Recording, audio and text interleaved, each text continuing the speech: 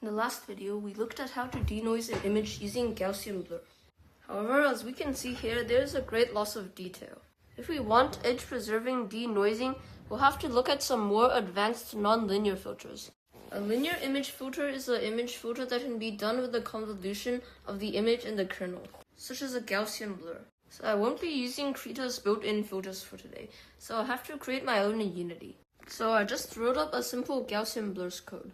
Let's look at our kernel of 9 pixels and let's say this is an edge. If we weigh every pixel based on a Gaussian function, the pixel which is not on the edge will be influenced by the color of the edge. So we can just remove pixels that are part of the edge and then only keep pixels that are similar in color to the center pixel. But how do we even compare colors? Well, each color is represented as an RGB value. Well, we could just represent the pixels as points or vectors in 3D space, with the coordinates being the RGB values. Let's first have a look at these RGB gradients over here. They look uneven because RGB is what's known as non-perceptually uniform, meaning that the color differences is different from what we actually see. So what we can do instead is to convert these pixels into black and white, taking the luminance of the pixels. We can calculate it with this very specific equation. And then we take the difference between these two luminance values and then pass it through the Gaussian function. So in the end, we'll have 2 Gaussian functions, one for the distance to the center pixel and one for the luminance. However, there isn't a way to pre-compute values that add up to 1 now. So we have to take the sum of the values and then divide them by the sum of the weights. The weights have to add up to 1 so that the values stay in the correct range. So if we apply this to our noisy image and after tweaking the parameters, it looks something like this. We can see the effect better on this real-life test image.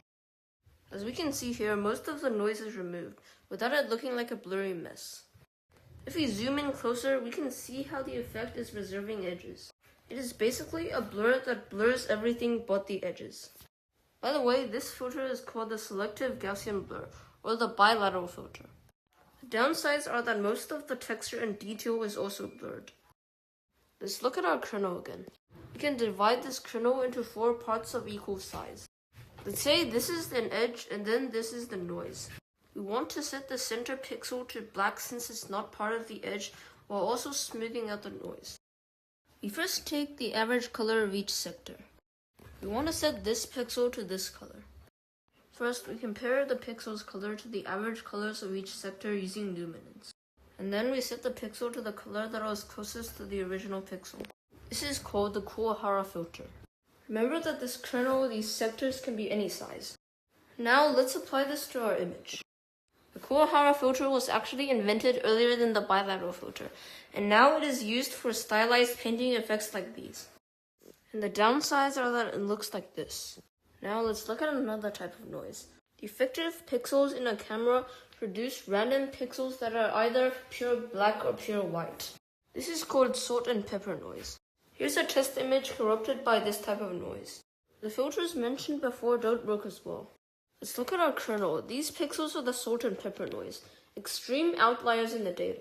If we apply any sort of averaging or blurring operation, then the pixels will tend to bleed into other pixels nearby, making them either higher or lower.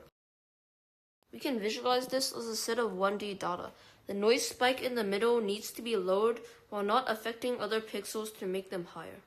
We want the center pixel to be information already in the set, so that it doesn't get influenced by noisy pixels to get higher or lower. First, we sort the whole dataset in ascending order. And then we set the center pixel to be the middle value so it is not a high or low noise spike. This is called the median of that data. This way we can effectively remove any unusual noise spikes. To do this, we separate the kernel into individual RGB channels, and then sort each channel by itself. Then we take the median and then set that channel to that value. This is the median filter. If we apply this to this image, we can see that the noise removal is almost perfect, with only some loss of detail.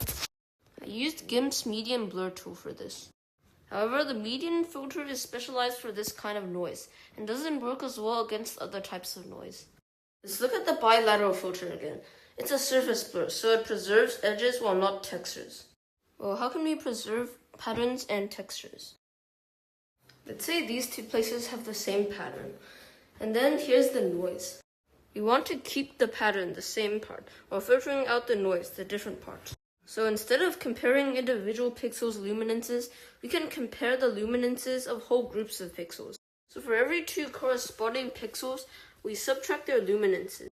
We square the result to make it positive and to make large differences more significant. And then we add up the squared differences for every pair of corresponding pixels. This is called mean squared error. And then we pass the result through another Gaussian function and then use that to weigh the whole other kernel.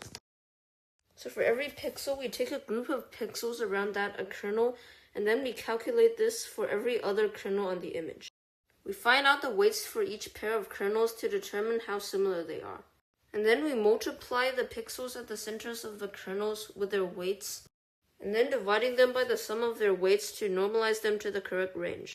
So basically what we're doing is that for each pixel, we take a group of pixels around them and then iterate over every pixel in the image and then weigh them based on how similar the group of pixels around them are to the center group of pixels. As you can see, this is very expensive as we have to calculate every other pixel multiple times for each pixel. The number of calculations our GPU has to do increases exponentially, so this is not fit for real-time rendering. This is called the non-local means filter. A local means is where you only sample a neighborhood of pixels around the center pixel, such as a Gaussian blur. So this is non-local means, meaning that it takes the average of all pixels in the image based on their weights. Let's try applying this to our image using opencv. As you can see, this may be the best one so far, since our image was so heavily corrupted by noise. Now let's try doing it on some other test images. As you can see here, almost all the noise has been removed while preserving the texture. Now let's look over all the filters we mentioned so far again.